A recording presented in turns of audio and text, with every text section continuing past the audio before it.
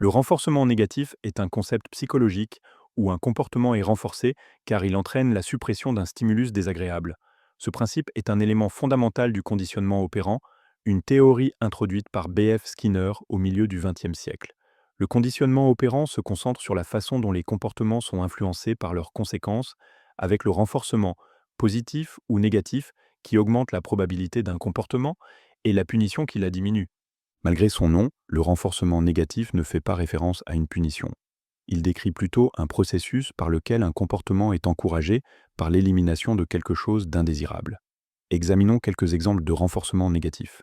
Dans un cadre scolaire, on observe un renforcement négatif quand un élève fait ses devoirs pour éviter une retenue. Le stimulus désagréable de la retenue est supprimé, ce qui renforce le comportement de l'élève qui remet ses devoirs à temps. De même, dans un contexte familial, un enfant peut nettoyer sa chambre pour que son parent arrête de le réprimander. La suppression des réprimandes encourage l'enfant à maintenir une chambre bien rangée. Dans les environnements professionnels, le renforcement négatif peut se produire quand un employé fait des heures supplémentaires pour éviter les critiques de son supérieur. Ces exemples montrent comment le renforcement négatif opère dans divers domaines de la vie en façonnant les comportements par l'élimination des résultats indésirables. Le renforcement négatif peut être une méthode efficace pour encourager les comportements souhaités. Un de ses principaux avantages est qu'il motive les individus à agir afin d'améliorer leur situation. Par exemple, une personne peut développer l'habitude d'utiliser de la crème solaire pour éviter les coups de soleil, renforçant ainsi un comportement bon pour la santé. De plus, le renforcement négatif mène souvent à des changements de comportement rapides car il crée un lien direct entre l'action et la suppression de l'inconfort. Cela en fait un outil pratique dans des contextes comme les salles de classe et les lieux de travail où des résultats immédiats sont souvent souhaitables. Malgré son efficacité, le renforcement négatif n'est pas sans défi. Dans certains cas, il peut involontairement renforcer des comportements indésirables.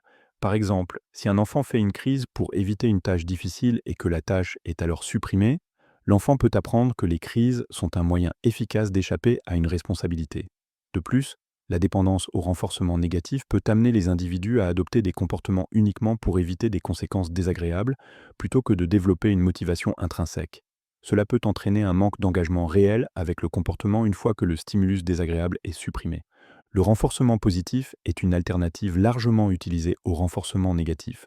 Au lieu de supprimer un stimulus désagréable, le renforcement positif implique l'ajout d'un stimulus désirable pour encourager un comportement.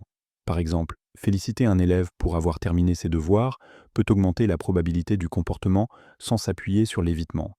D'autres alternatives incluent le développement de la motivation intrinsèque, où les individus s'engagent dans un comportement parce qu'ils le trouvent personnellement gratifiant, ou la mise en place de systèmes structurés qui encouragent l'adhésion à long terme à des habitudes souhaitables par des récompenses plutôt que par l'évitement.